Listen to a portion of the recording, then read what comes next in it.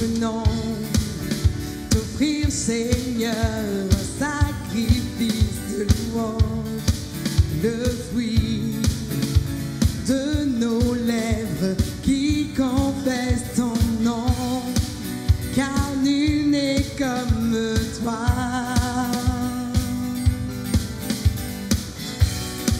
Sur toute la terre, oui, à toi seul soit rendu l'honneur et la gloire, car toi seul mérite nos louanges. Oui, à toi seul soit rendu l'honneur et la gloire, car toi seul mérite nos louanges. Tout genou fléchit dans les cieux et sur la terre, toute langue confesse que Jésus-Christ est Seigneur, car nul n'est comme toi.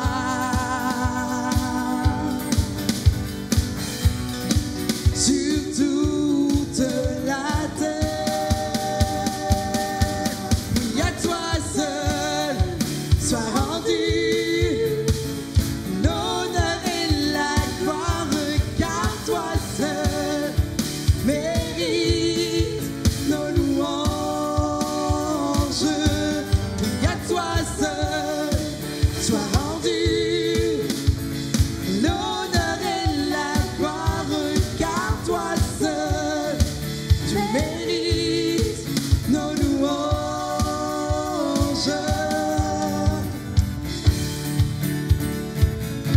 Tu mérites nos louanges. Hey, élève-toi, élève-toi, élève-toi, élève-toi. Invitons-le, élève-toi. Disons élève-toi, élève-toi mon roi. Disons élève-toi,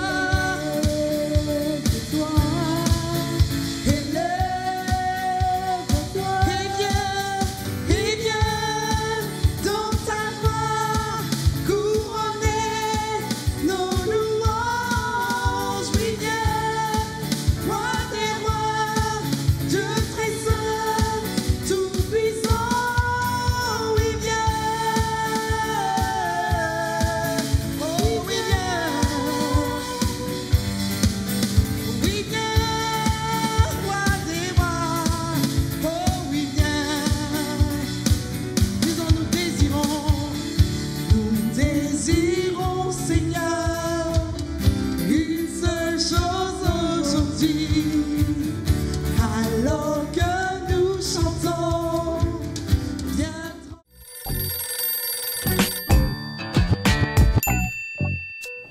Shalom, ici Philo en ligne et cette semaine, nous avons une histoire biblique, une histoire d'une histoire que Jésus a racontée et bien sûr, Skyler veut nous parler d'un animal. Es-tu prêt? Il a des bras, pas juste un. 8 bras. On le regarde, la pieuvre. Élève-toi, Saint-Esprit, élève-toi dans nos louanges. Oh, élève-toi, élève-toi, élève-toi.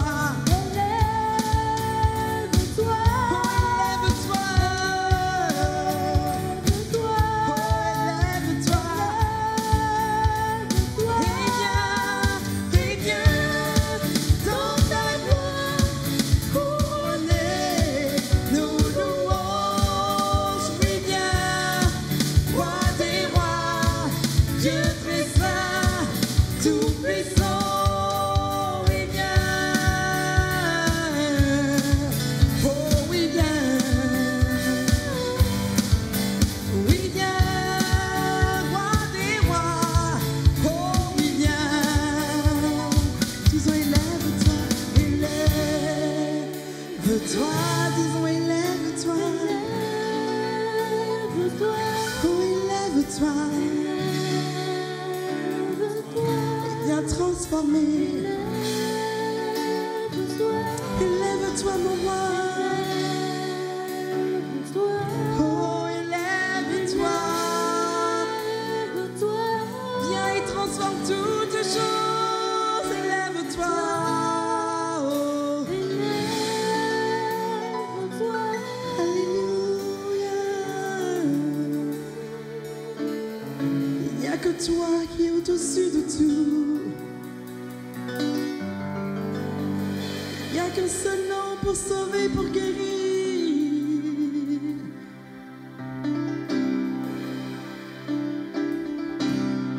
Proclame-le. Alléluia. Alléluia.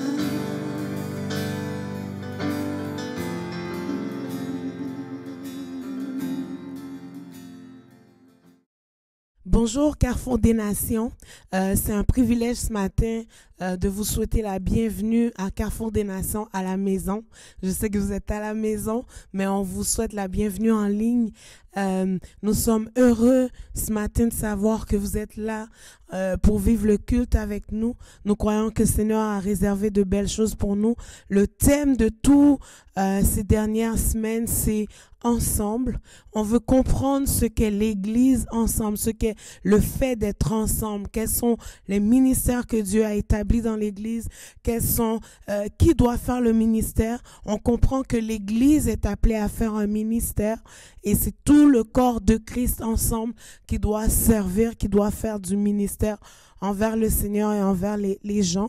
Donc, on veut ce matin, nous aurons un message de la part de notre leader jeunesse, Isaac Lagotte, qui va emmener un message de la part du Seigneur. Mais on veut vous dire qu'on est en déconfinement et qu'on travaille fort pour préparer le sanctuaire, préparer notre église afin que bientôt on puisse se retrouver tout le monde ensemble pour célébrer le Seigneur. On comprend qu'on va revenir de ce temps de confinement différemment.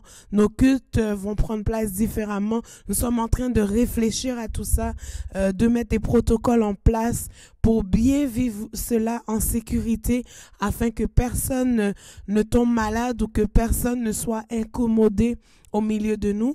Et nous sommes en train de rénover notre chapelle, de rénover le plancher. Donc, on veut dire un merci tout particulier ce matin au collège Stanislas qui a accepté de refaire le plancher. Dans le fond, de rénover notre plancher. Ils sont en train de décaper, de cirer, de polir le plancher afin qu'on puisse se retrouver dans un endroit qui est beaucoup plus agréable pour louer le Seigneur. Donc, on veut aussi dire merci à tous ceux que durant tout ce temps de confinement, ont continué à servir le Seigneur, ceux qui ont fait des visites, ceux qui ont appelé des personnes de notre église, ceux qui ont rendu service les uns aux autres, ceux qui ont travaillé en arrière-plan pour qu'on puisse avoir des cultes agréables.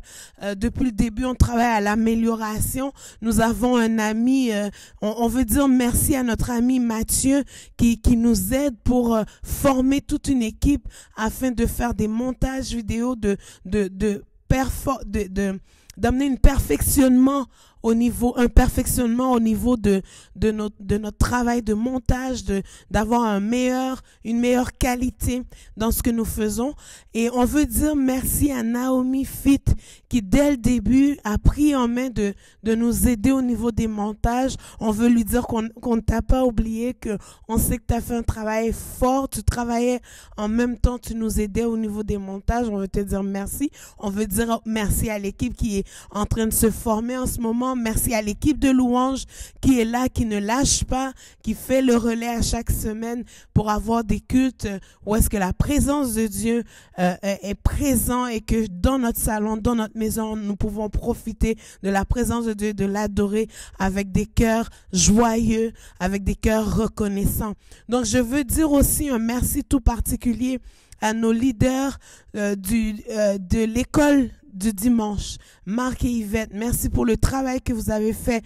Merci à tous les moniteurs qui prient en arrière-scène, qui sont là, qui pensent aux enfants. Et merci pour votre travail, ça a été très apprécié. Et on vous souhaite vraiment un repos bien mérité, un repos agréable, que le Seigneur vous ressource. Je prie que chaque leader soit ressourcé dans cette saison, dans cet été qui est là. Prenez le temps de vivre des temps dans la présence de Dieu, mais prenez aussi du temps en famille pour vous ressourcer, afin que lorsqu'on va déconfiner, que tout le monde soit frais et dispo pour qu'on puisse se retrouver ensemble pour le Seigneur. Merci à tous, merci à ceux qui sont venus travailler à l'église. Nous n'avons pas fini. Restez à l'affût pour les appels, à tout ce que nous allons faire afin de venir nous aider à préparer le sanctuaire, à replacer les chaises, à faire les travaux qu'il faut sur les murs, les endroits où il faut réaménager ou réagencer. Donc on veut travailler à ce que tout soit prêt pour un bon déconfinement qui soit aussi sécuritaire pour tous. Merci à tous. Donc ce matin, je veux juste prier pour ce culte que nous allons avoir ensemble. Seigneur, je veux te remercier parce que tu es bon, tu es fidèle, tu prends soin de nous. Merci parce que les cieux sont ouverts ce matin et je prie que chacun reçoive la part que tu as en réserve pour lui. Je prie pour des restaurations, je prie pour de la libération dans les cœurs. Je prie, Seigneur, pour des cœurs qui sont joyeux, qui retrouvent un vêtement de louange et d'allégresse. Merci pour ta paix. Merci de toucher chacun et que l'enseignement qui est amené ce matin puisse nous rendre ouverts à ton action, nous faire voir, Seigneur, ta perspective dans ta parole. Merci pour la parole qui va être partagée, qu'elle puisse être transformatrice pour nos cœurs dans le nom de Jésus. Amen. Seigneur, nous te bénissons, nous te rendons grâce, Seigneur, ce matin. Seigneur, merci parce que c'est la journée que tu as faite. Elle est pour nous un sujet de joie, Seigneur. Seigneur, comme une biche soupire après les eaux vives du ciel. Seigneur, nos âmes soupirent après toi, Seigneur, ce matin. Nous avons soif de toi, Seigneur. Nous avons soif du Dieu vivant ce matin, Seigneur. Oui, Seigneur, ce matin, reçois favorablement les paroles de nos bouches, Seigneur, et les sentiments de nos cœurs, Jésus. Nous avons besoin de toi, Seigneur. Inonde, Seigneur, inonde nos vies, Seigneur, de ta présence. Inonde nos cœurs ce matin de toi, Seigneur. Nous avons besoin de toi. Alléluia. Inonde ce lieu de ta présence. Nous avons besoin de toi. Inonde ce lieu de ta présence. Nous avons besoin de toi. Viens, esprit de révélation, souffle sur nous, souffle sur nous.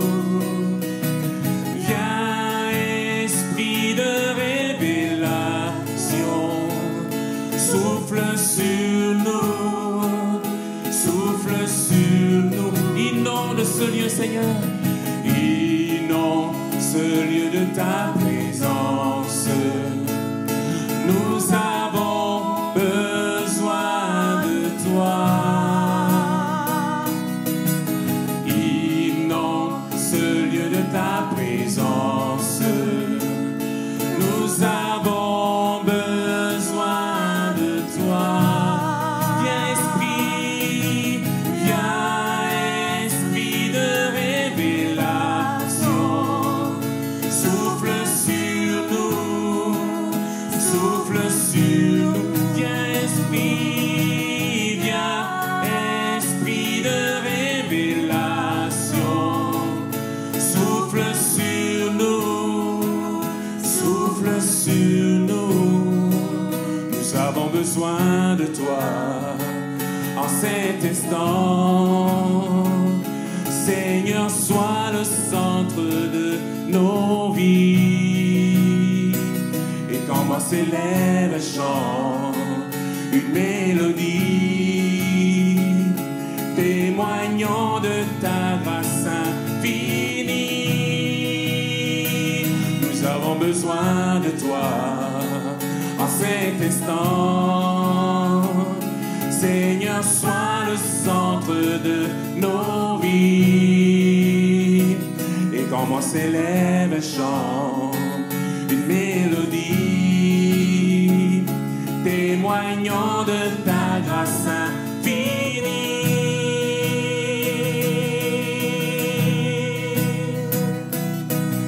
Inonde ce lieu de ta présence, nous avons besoin de toi. Inonde ce lieu de ta présence, nous avons besoin de toi.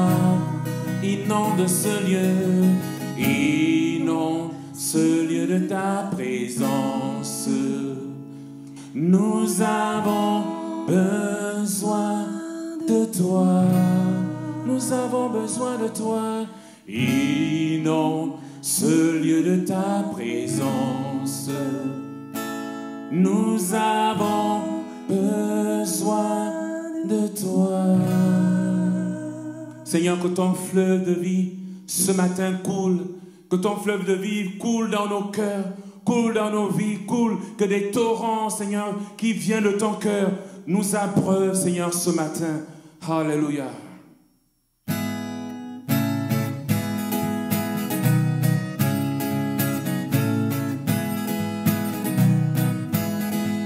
Des sommets, le torrent descend, sur tout son parcours, il répand la fraîcheur.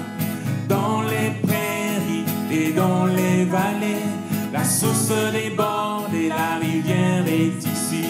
Le fleuve de Dieu nous invite à danser. Le fleuve de Dieu nous remplit de vie. Le fleuve de Dieu fait jaillir nos rives. Crions de joie, car le fleuve est ici. Le fleuve de Dieu nous invite à danser. Le fleuve de Dieu nous remplit de vie. Le fleuve de Dieu fait jaillir nos rives. Crions de joie, car le fleuve est ici. Le fleuve de Dieu bouillonne de vie. Ceux qui s'approchent sont restaurés. Ceux qui s'attardent le long des rives reviennent affamés, assoiffés du Seigneur. Le fleuve de Dieu nous invite à danser. Le fleuve de Dieu nous remplit de vie. Le fleuve de Dieu fait jaillir nos rives. Crions de joie, car le fleuve est ici. À la montagne, nous retournons, trouver la présence du Seigneur. Sur les bords du torrent, nous courons, nous louons Jésus dans la danse et les rires. Le fleuve de Dieu nous invite à danser. Le fleuve de Dieu nous remplit de vie. Le fleuve de Dieu fait jaillir nos rives. Crions de joie, car le fleuve de Dieu, le fleuve de Dieu nous invite à danser. Le fleuve de Dieu nous remplit de vie. Le fleuve de Dieu fait jaillir nos rives. Crions de joie, car le fleuve est ici. Crions de joie, car le fleuve est ici. Crions de joie, car le fleuve est ici. Crions de joie, car le fleuve est ici. Crions de joie, car le fleuve est ici. Le fleuve de Dieu est ici et ce matin, nous pouvons danser en sa présence. Nous pouvons pousser des cris de joie dans nos salons parce que le fleuve de Dieu est ici. Alléluia. Les océans, alléluia, peuvent nous entourer. Les éléments peuvent se déchaîner. Le Dieu de victoire marche à nos côtés. Alléluia.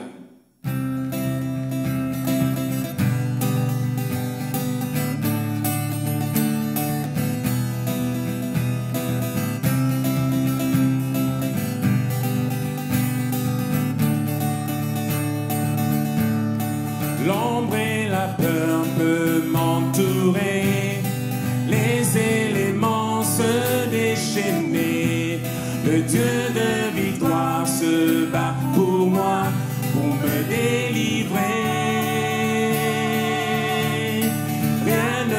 saura lui résister, rien ne pourra le faire plier. Le Dieu de victoire a pris la croix et la terrassé. Le Dieu de victoire est à mes côtés, sa main me soutient au cœur du danger. Je vivrai pour lui, marchant par la foi. Le Dieu de victoire habite en moi. Le Dieu de victoire est à mes côtés, sa main me soutient au cœur du danger. Je vivrai pour lui, marchant par la foi. Le Dieu de victoire habite en moi.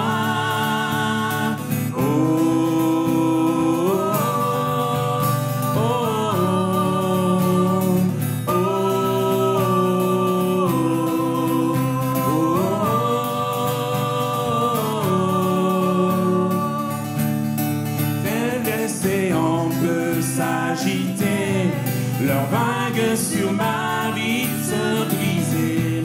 Le Dieu de victoire élève la voix pour tout apaiser. Disons-le encore, les océans. Les océans peuvent s'agiter, leurs vagues sur ma vie se brisaient. Le Dieu de victoire élève sa voix pour tout apaiser. Le Dieu de victoire est à mes côtés, sa main me soutient au cœur du danger. Je vivrai pour lui, marchant par la foi. Le Dieu de victoire habite en moi. Le Dieu de victoire est à mes côtés, sa main me soutient au cœur du danger. Je vivrai pour lui, marchant par la foi. Le Dieu de victoire habite en moi. Oh, oh, oh, oh, oh, oh. Alléluia.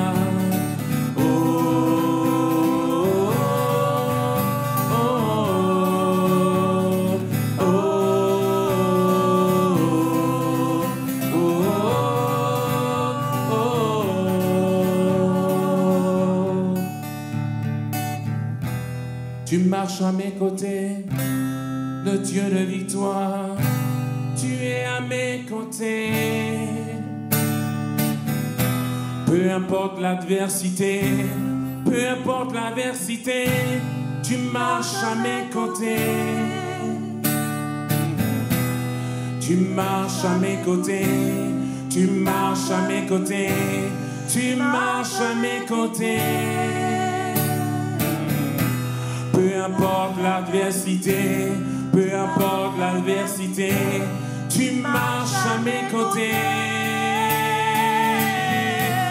Tu marches à mes côtés, tu marches à mes côtés, tu marches à mes côtés. Kosandaya Baba. Peu importe l'adversité, peu importe l'adversité, tu marches à mes côtés. Alléluia. Tu marches à mes côtés, tu marches à mes côtés, tu marches à mes côtés. Mon Jésus, peu importe l'adversité, peu importe l'adversité, tu marches à mes côtés. Je ne crains rien. Je ne crains rien. Seigneur, tu ôtes toute peur de ma vie, Seigneur, ce matin. Je ne crains rien. À tes côtés, Seigneur, je ne crains rien. Je ne crains rien. Oui, je ne crains rien. Je ne crains rien. Je ne crains rien. Je ne crains rien. Je je ne crains rien. Alléluia, Jésus. Ta grâce infinie remplit ma vie, Seigneur. Alléluia. Merci, Jésus.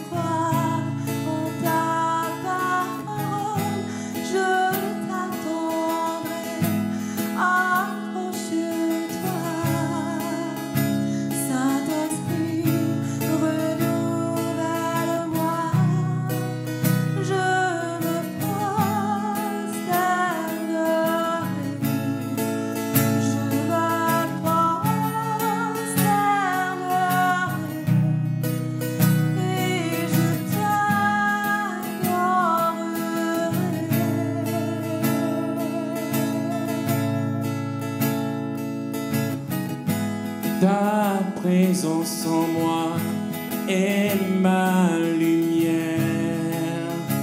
Par la force de ta parole, tu me restaures, tu me rachètes.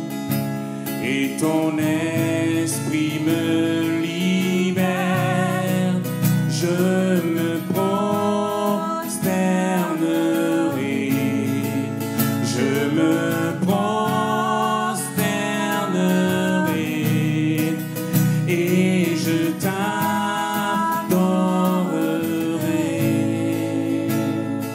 Je me prosternerai, je me prosternerai, je me prosternerai et je t'adorerai.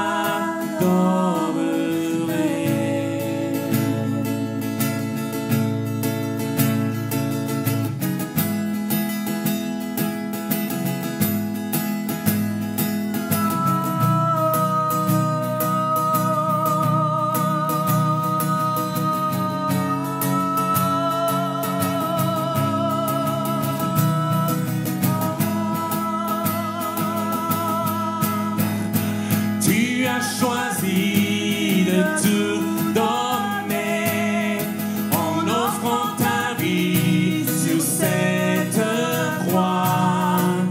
Grand est l'amour versé pour nous, c'est notre Dieu.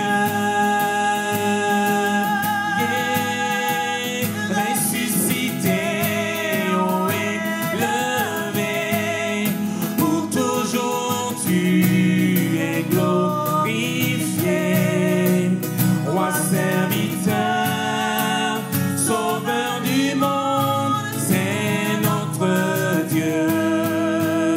Tu as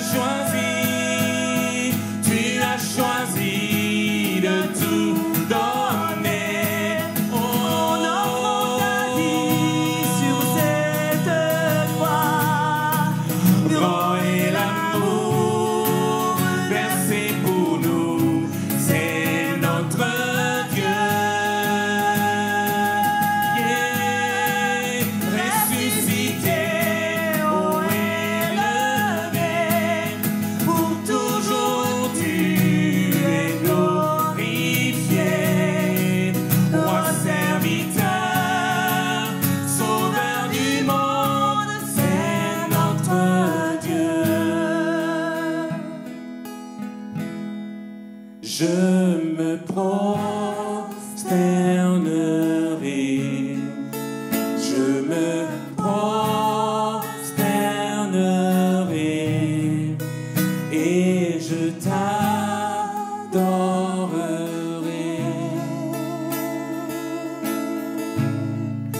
Je me prosternerai, je me prosternerai et je t'adorerai.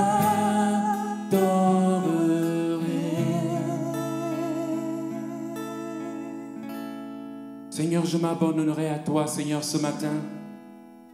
Je viens me consacrer de nouveau à toi, Seigneur, ce matin. Je viens me consacrer à toi, te donner ma vie, Seigneur, encore ce matin, Seigneur. Alléluia.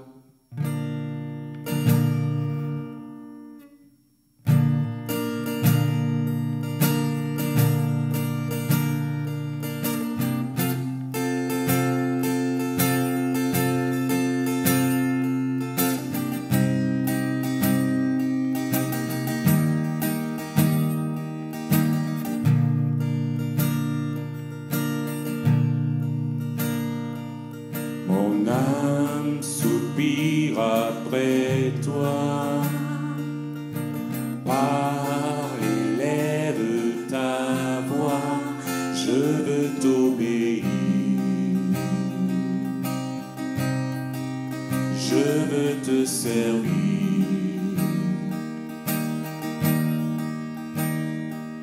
Enseigne-moi ton chemin. Prends ce qui me retient de te voir, Jésus. Je veux t'aimer plus, car tu dis que ceux qui te cherchent te trouvent.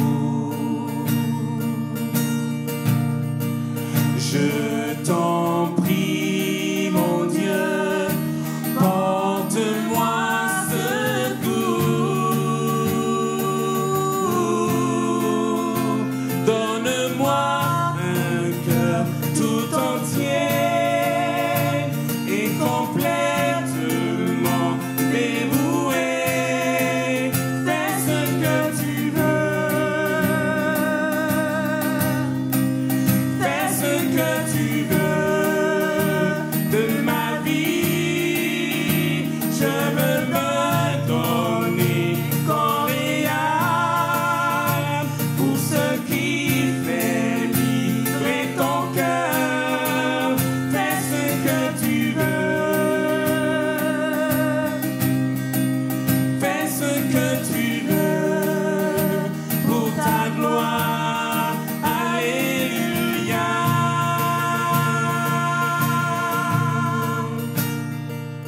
Mon âme soupire après toi. Agis, fais ton œuvre en moi, que la terre entière voit enfin ta lumière.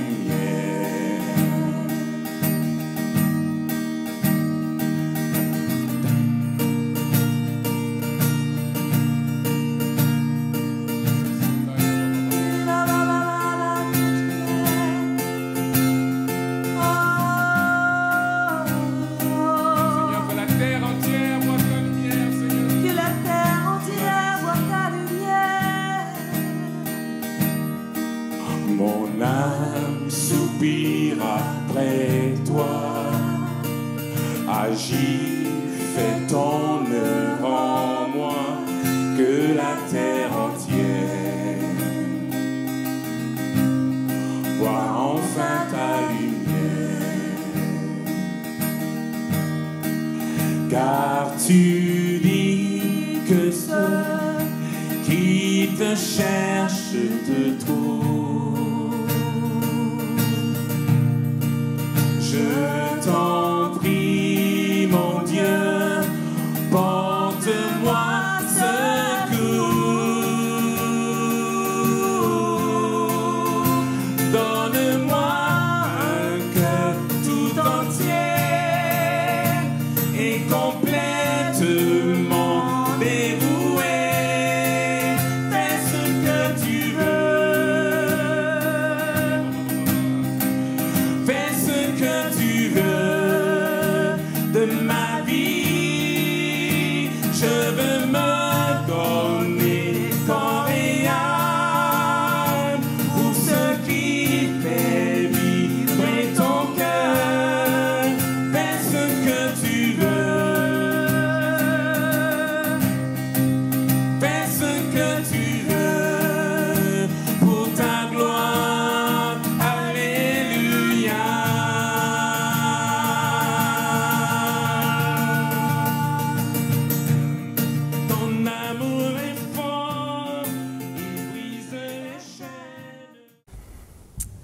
souhaite la bienvenue au Carrefour des Nations. Merci de nous rejoindre pour la célébration ce dimanche. Donc, juste en commençant, je veux déjà ouvrir avec la prière. Ensuite, je vais vous dire ce que Dieu m'a mis à cœur de partager. Mais parlons tout de suite avec le Seigneur. Donc, Seigneur, je t'invite vraiment à ta présence, Seigneur. On te remercie pour la louange, pour le temps de t'adorer, Seigneur, de se rapprocher de toi, de chercher ta face. Je prie que tu sois avec chacun d'entre nous, Seigneur, que tu sois avec moi, que tu puisses exprimer ta parole et par ton Saint-Esprit, Seigneur, que tu puisses parler à travers moi, à travers ta parole, alors que je vais ouvrir les Écritures, Seigneur, mais aussi que tu viennes toucher, Seigneur, puis à être présent avec chaque famille, avec chaque personne qui est à la maison, chaque personne qui regarde, Seigneur, cette diffusion. Seigneur, vraiment que tu viennes les bénir, que tu viennes les remplir de ta présence, de ton amour, Seigneur. Je prie que tu les aides à se rapprocher de toi et de se rapprocher, Seigneur, entre eux, Seigneur, peu importe s'ils sont seuls ou s'ils sont avec leur famille, Seigneur, mais avec le corps de Christ, Seigneur, qu'il y ait une unité qui augmente dans ton amour, Seigneur, dans nos cœurs. Que tu puisses montrer ta gloire, Seigneur, en nous, à travers l'unité puis l'amour. Au nom de Jésus. Amen. Donc, le message, c'est vraiment sur l'unité, ensemble, comme qu'on a eu pendant les semaines passées, c'est vraiment le thème d'être ensemble, le thème de l'unité, comme moi je le vois. Puis dès que Pasteur Bruno il m'a parlé justement de ce thème-là, de ce qu'on voulait développer pendant ce mois-ci, j'avais déjà à cœur de parler de ce que j'apporte ce dimanche et je veux vous partager ça. Dans le fond, le titre du message, c'est « Ensemble, le corps de Christ ». Et je veux regarder comment est-ce que le corps de Christ, à l'échelle mondiale, travaille ensemble, à l'échelle mondiale est connecté, à l'échelle mondiale a besoin les uns les autres. Pour commencer à regarder ça, il y a un passage dans la Bible quand même un long passage qui parle beaucoup de ça, justement, les membres du corps de Christ. Et je veux lire ce passage-là pour ensuite le développer puis regarder un peu ce que le Seigneur me mettait à cœur en rapport avec ça. Donc, le passage que je veux lire, c'est dans 1 Corinthiens 12, commencer au verset 12. Et je vais quand même en lire un bon bout, mais je pense que c'est important de voir tout le passage, comment il fonctionne ensemble, et ensuite je vais élaborer dessus. Donc, 1 Corinthiens 12, verset 12. Le corps forme un tout, mais a pourtant plusieurs organes. Et tous les organes du corps, malgré leur grand nombre, ne forment qu'un seul corps. Il en va de même pour Christ. En effet, que nous soyons juifs ou grecs, esclaves ou libres, nous avons tous été baptisés dans un seul esprit, pour former un seul corps, et nous avons tous bu à un seul esprit. Ainsi, le corps n'est pas formé d'un seul organe, mais de plusieurs. Si le pied disait « Puisque je ne suis pas une main, je n'appartiens pas au corps », ne ferait-il pas partie du corps pour autant? Et si l'oreille disait « Puisque je ne suis pas un œil, je n'appartiens pas au corps », ne ferait-elle pas partie du corps pour autant? Si tout le corps était un œil, où serait l'ouïe? S'il était tout entier l'ouïe, où serait l'odorat? En effet, Dieu a placé chacun des organes dans le corps comme il l'a voulu. S'ils étaient tous un seul organe, où serait le corps? Et il y a donc plusieurs organes, mais un seul corps. L'œil ne peut pas dire à la main « Je n'ai pas besoin de toi », ni la tête dire aux pieds « Je n'ai pas besoin de vous ». Je continue ici au verset 25. « Afin qu'il n'y ait pas de division dans le corps, mais que tous les membres prennent également soin les uns des autres. Si un membre souffre, tous les membres souffrent avec lui. Si un membre est honoré, tous les membres se réjouissent avec lui. Vous êtes le corps de Christ et vous êtes ses membres, chacun pour sa part. » Donc, ce passage-là, il parle évidemment de la communauté de croyants, la communauté de ceux qui sont en Christ et de la façon qu'on doit être connectés les uns les autres puis qu'on a besoin les uns les autres. Mais moi, ce que le Seigneur me montrait vraiment dans ce passage-là, c'est le même aspect, mais à l'échelle mondiale. Comment est-ce que différents ministères, différentes formes, différentes choses qui sont accomplies dans le corps de Christ ont une importance, puis ont chacun sa part et chacun ont besoin de l'un l'autre. J'aime beaucoup le verset 21 qui met la question l'œil ne peut pas dire à la main « je n'ai pas besoin de toi », ni la tête dire aux pieds « je n'ai pas besoin de vous ». On ne peut pas dire à une certaine partie du corps qu'on n'a pas besoin d'eux. Ils font toujours partie du corps, puis il faut justement travailler ensemble pour tous les membres ensemble pour la santé du corps au complet, pour qu'on puisse avoir vraiment la plénitude de ce que Dieu a créé le corps de Christ pour être et pour accomplir. Pour donner un exemple de justement cet aspect-là du corps de Christ à l'échelle mondiale, je veux parler de différents ministères. On peut regarder l'Église locale, une assemblée locale comme le Carrefour des Nations, par exemple, comme étant un type de ministère. C'est une Église, c'est le corps de Christ, c'est la communauté, c'est les gens qui sont ensemble, qui s'encouragent, qui se bâtissent dans leur foi.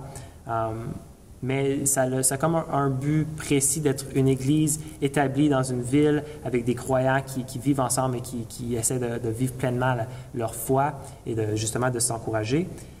Mais il y a différents types de ministères aussi. Par exemple, un ministère, une maison de prière.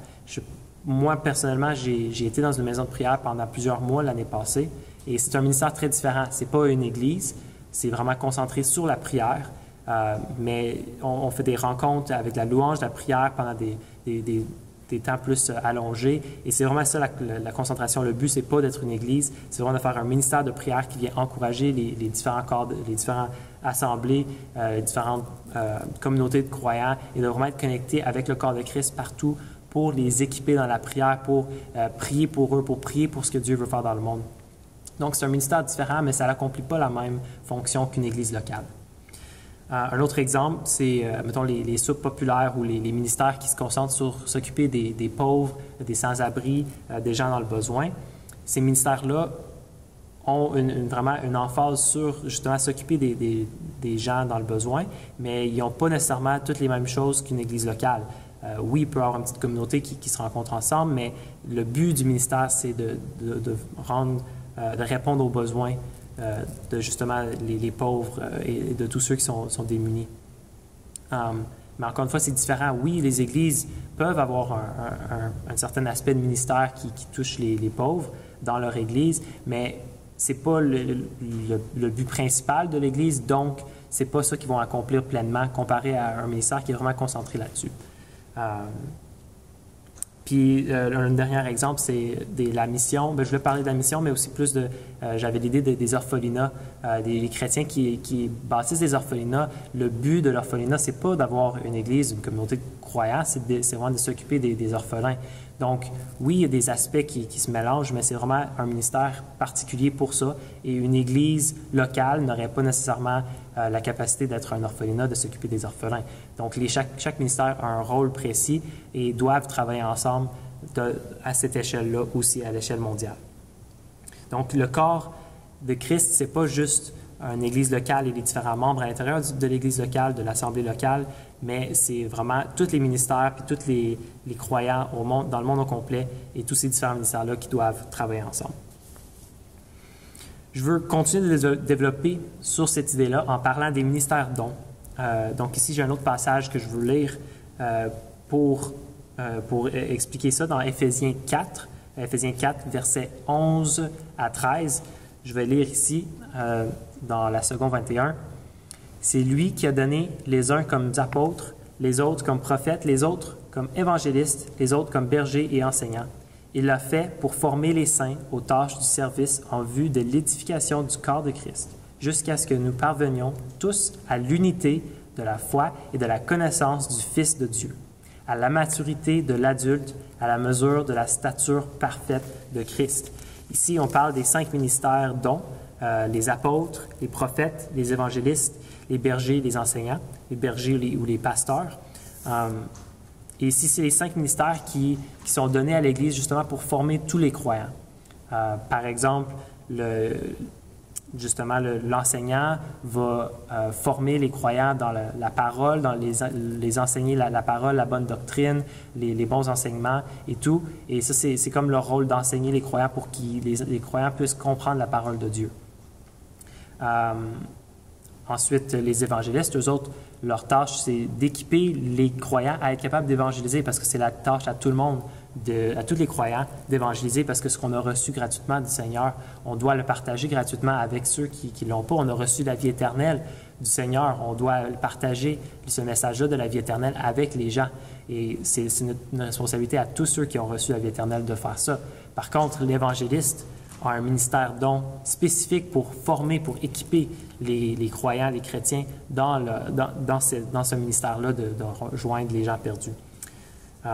Donc, les 5 ministères dons, on en a tous besoin de chacun des 5 et chacun est très important. Ils doivent justement travailler ensemble pour que les croyants puissent atteindre une maturité spirituelle, pour qu'ils puissent atteindre la stature parfaite de Christ qu'il nous appelle à avoir.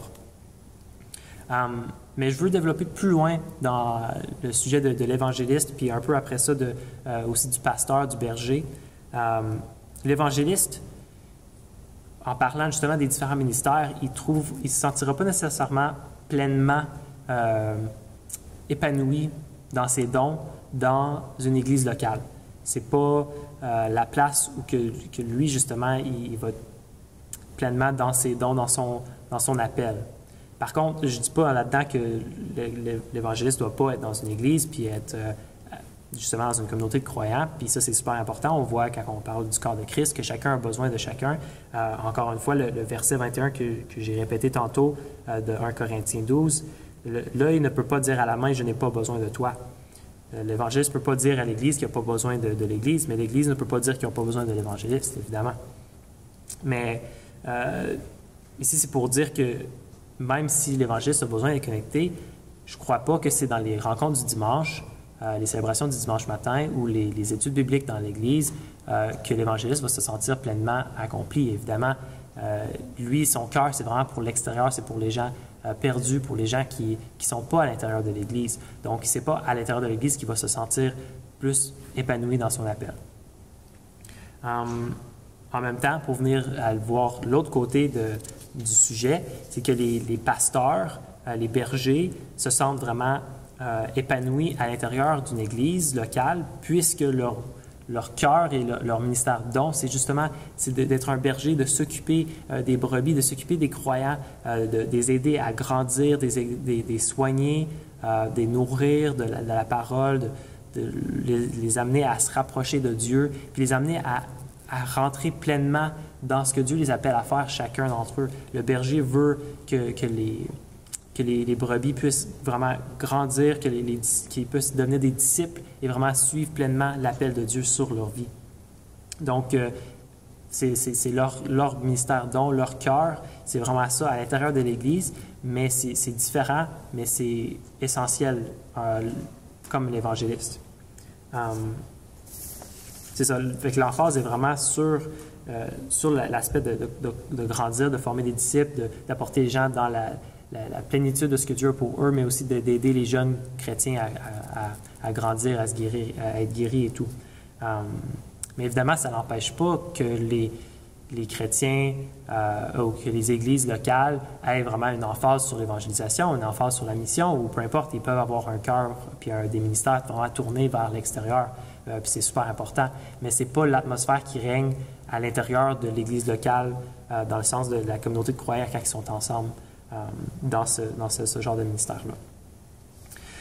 Pour illustrer ce contraste que je viens d'apporter, je veux partager une parabole, la parabole du bon samaritain. C'est une parabole qui est quand même très bien connue, donc je ne la lirai pas, mais c'est dans Luc 10, 33 à 35.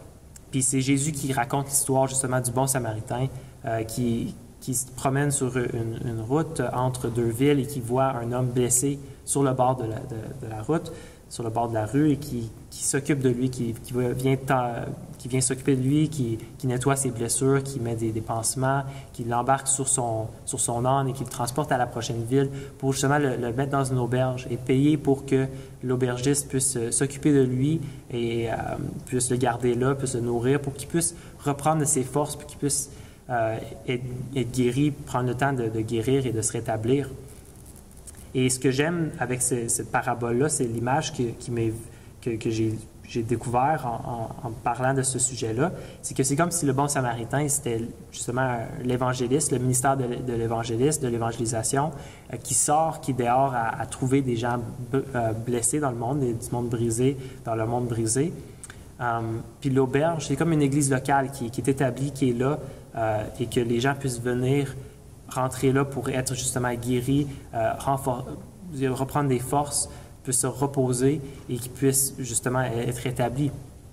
Donc, dans cette image-là, le bon samaritain, c'est l'évangéliste, l'auberge, c'est l'église locale, et on voit que les deux sont importants, les deux ont besoin de l'un de l'autre. Si le bon samaritain devait s'occuper de l'homme tout seul, et qu'il s'occupe de lui jusqu'à temps qu'il se rétablisse puis qu'il reste avec lui, bien, le bon samaritain ne pourrait pas continuer à sortir, ou l'évangéliste ne pourrait pas continuer à sortir pour trouver d'autres personnes blessées sur la rue. Donc, c'est important d'avoir une place à les laisser. En même temps, l'auberge n'aurait pas eu l'homme blessé ne serait pas venu là pour que l'auberge puisse accomplir ce qu'il a à offrir si le bon samaritain ne serait pas allé chercher l'homme blessé. Donc, on voit ici l'essentiel, l'importance d'avoir les deux. Vraiment, lorsque justement les évangélistes, quand le ministère de l'évangélisation sort vers le monde et ramène les gens, il faut avoir une place où qu'ils puissent qu'on puisse s'occuper d'eux et qu'ils puissent justement se développer, grandir, croître dans leur foi et venir au point de pouvoir être dans la stature parfaite de Christ qui nous appelle à avoir. OK. Fait que ça, c'est vraiment comme une chose que je voulais mettre ensemble. Là, j'ai un autre point qui parle un peu plus de, justement, les différentes structures de ministères qu'on voit et comment ça peut apporter des conflits, oui. Ça peut apporter des conflits. Certaines personnes qui critiquent la structure des grandes églises et qui préfèrent des petits groupes, des petits groupes qui préfèrent ça et qui critiquent justement les gros groupes, mais que l'Église peut des fois, des gens dans l'Église peuvent critiquer les petits groupes qui manquent de structure, plein d'affaires comme ça, mais je ne veux pas me concentrer sur ça, je veux juste mettre l'emphase sur le point que l'unité c'est important puis que chaque membre est important, chaque ministère différent est important. Puis ce que je veux mettre l'emphase ici tout de suite, c'est justement qu'on a besoin de ces deux types d'églises-là.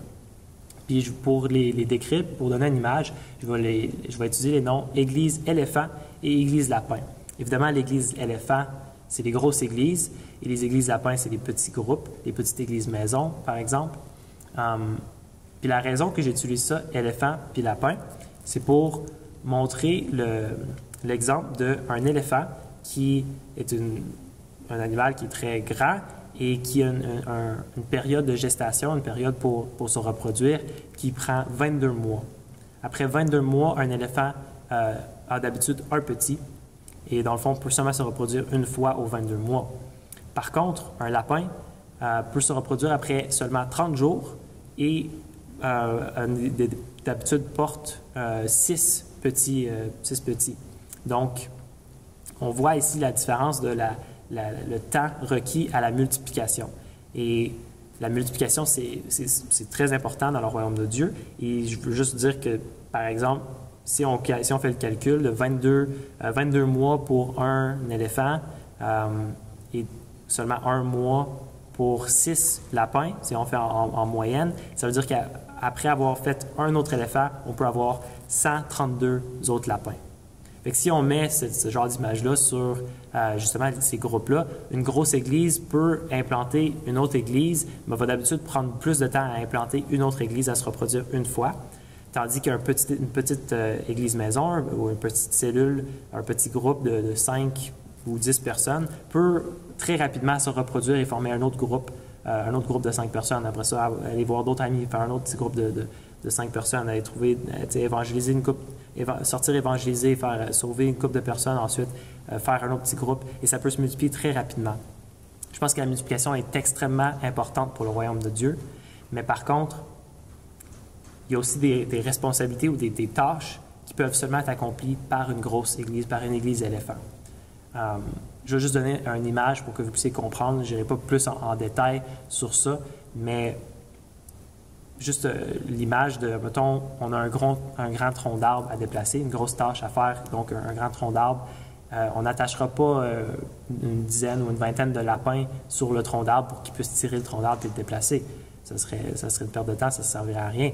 Tandis qu'on peut demander à seulement un éléphant de venir soulever le tronc d'arbre et le déplacer, et ça va être facile. Donc, une grande église peut accomplir des tâches que des petites églises lapins ne peuvent pas accomplir, mais par contre, la multiplication est extrêmement importante aussi pour le royaume de Dieu. Donc, ça, c'est toutes les images que je voulais apporter, ce que je voulais partager de justement l'unité dans le corps de Christ. Mais mon dernier point, juste en terminant, c'est de parler justement de cette confiance-là qu'il faut avoir à l'intérieur du corps de Christ.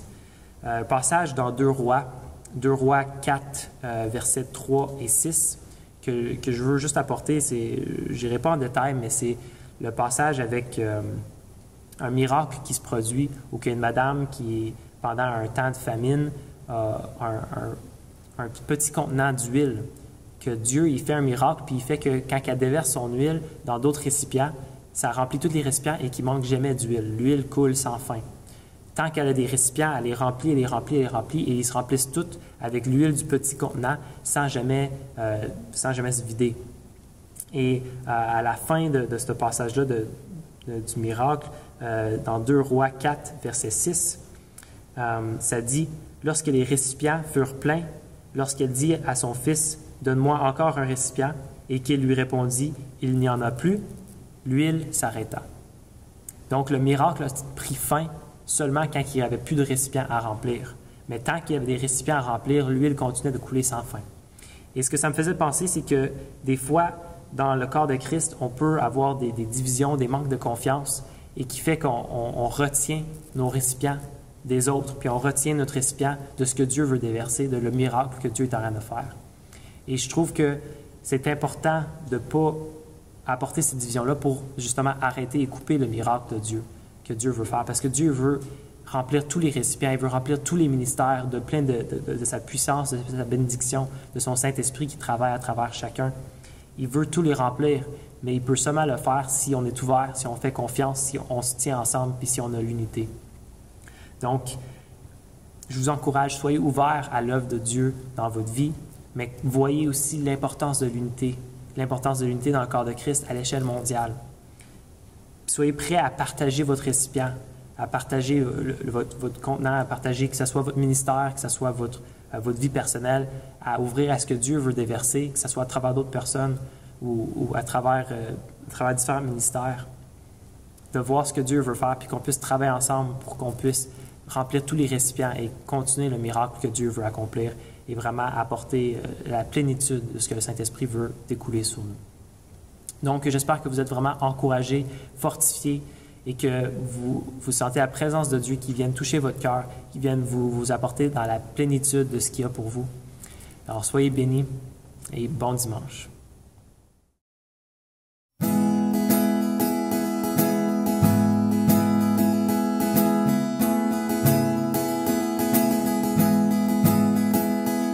J'élève un Alléluia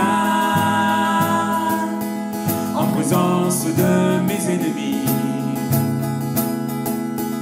J'élève un Alléluia plus fort que l'incertitude. J'élève un Alléluia,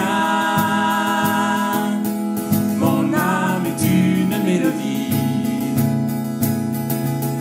J'élève un Alléluia, les cieux lui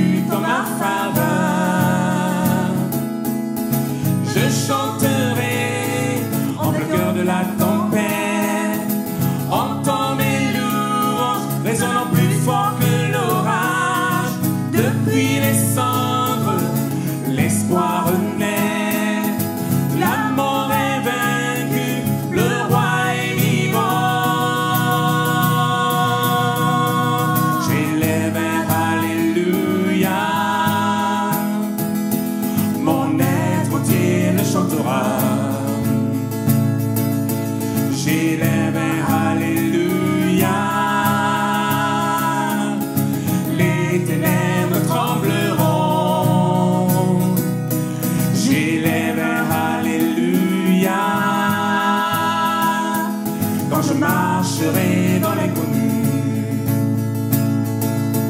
J'élèverai Alléluia. Toutes peurs seront vaincues. Je chanterai en plein cœur de la tempête. Entends mes louanges résonnant plus fort que l'orage. Depuis les cendres, l'espoir renaît. La mort est vaincue, le roi est vivant.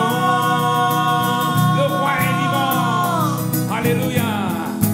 Le roi est vivant, nous le proclamons et nous allons le chanter plus fort. Que le roi est vivant. Chante le plus fort. Chante le plus fort. Chante le plus fort. Chante le plus fort. Chante le plus fort. Chante le plus fort. Chante le plus fort. Chante le plus fort. En présence de mes ennemis. Chante le plus fort. Plus fort que la certitude. Chante le plus fort. Mon âme est une mélodie. Chante le plus fort. Les cieux luttent en ma faveur. Chante le plus En fort. présence de mes ennemis. Chante le plus fort. Plus fort que la certitude. Chante le plus Mon fort. âme est une mélodie. Chante le plus fort. Les cieux Je luttent en ma faveur. je chanterai en plein cœur de la tempête. Entends mes louanges résonnant plus fort que l'orage. Depuis les cendres, l'espoir renaît. La mort est vaincue, le roi est vivant.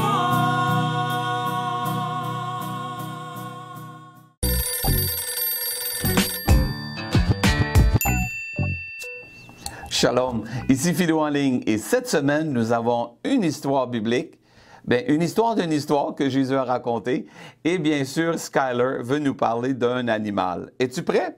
Il a des bras, pas juste un. 8 bras. On le regarde? La pieuvre. Salut, toujours moi, Skyler, pour te faire plonger sous l'eau pour rencontrer un nouvel animal, la pieuvre. La pieuvre est connue pour son corps arrondi, ses yeux gonflés et ses 8 bras.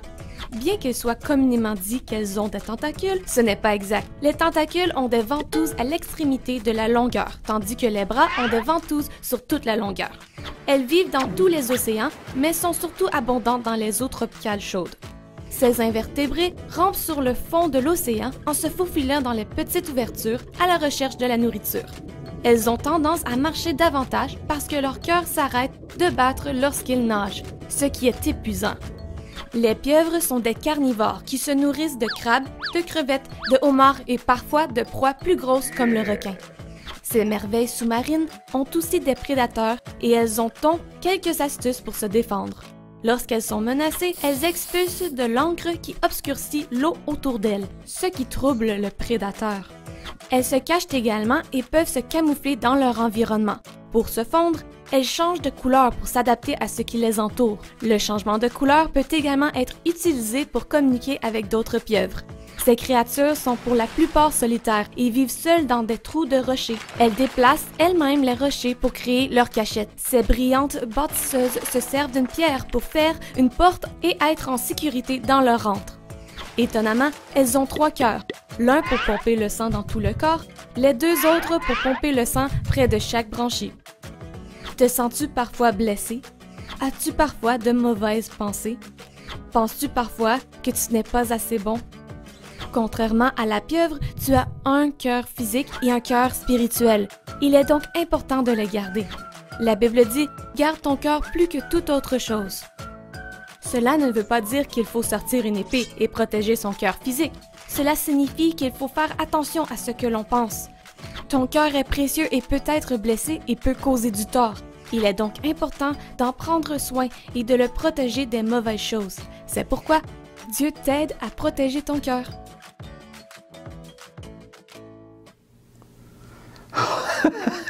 8 bras. Ah, la pieuvre, elle a 3 cœurs. Mais nous, on a un spirituel et on a un cœur physique. Et la Bible nous encourage à faire quoi? Hein? On le lit ensemble. Garde ton cœur plus que toute autre chose. Les pensées que tu as, des bonnes pensées qu'on doit avoir. Parce que parfois, ça arrive qu'on n'a pas des bonnes pensées. Et c'est là qu'on ATP. Arrête-toi et prie. Et on demande à Dieu de nous changer les pensées. Alors, tu es prêt pour l'histoire? Si Jésus était ici maintenant, comment est-ce qu'il raconterait une histoire, lui? Bien, regarde bien, Philou a trouvé une manière de le faire. Tu regardes le retour.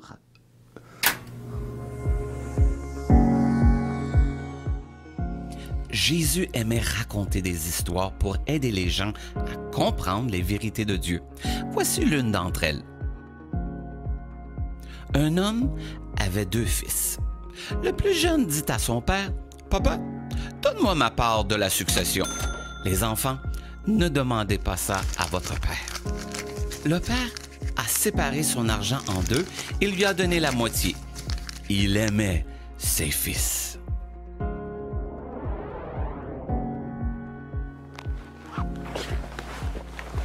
Bientôt, le plus jeune a mis tout ce qu'il avait dans un sac à dos. Il est parti dans un autre pays.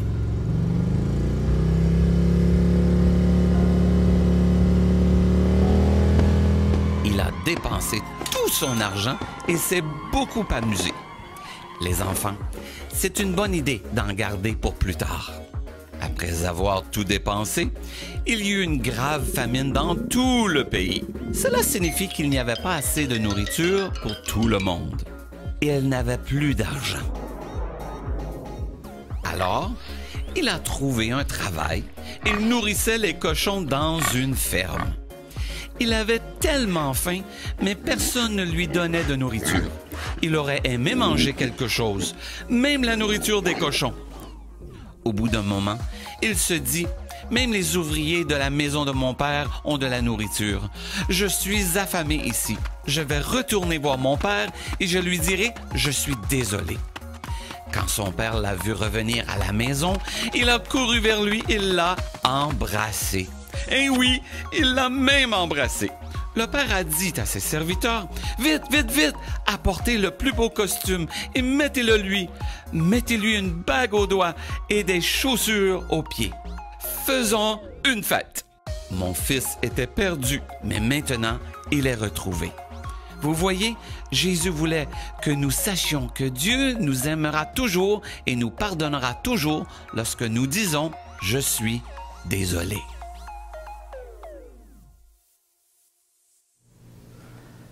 Eh oui, le jeune homme voulait partir faire des choses. Dans ses pensées, je veux plus avec mon papa, je veux m'amuser, je veux pas travailler, je veux avoir du plaisir. Il est parti. Eh oui, il a laissé son frère et son père, mais il s'est ramassé seul, tout seul. Mais il s'est souvenu de son papa qui l'aimait. Nous aussi, on a un papa qui nous aime, un papa dans le ciel, et c'est Dieu. Il t'aime tellement, et Jésus t'aime tellement. Et c'est pour ça, des fois, qu'on doit faire attention à nos pensées et avoir des bonnes pensées. Ah! Ça me fait penser à la mission de la semaine. On le regarde ensemble, la mission.